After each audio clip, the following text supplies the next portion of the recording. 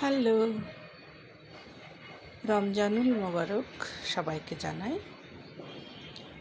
আজকে প্রথম রমজান, আমার রান্না শুরু হয়ে গিয়েছে। এখানে রান্না হচ্ছে, প্রেশার কুকারে দিয়েছি আলু ভর্তার জন্য আলু সেদ্ধ। আর এখানে ছোট মাছ, শিমের বিচি, ছোট মাছ আর আলু ঝুরি করে চচ্চড়ি।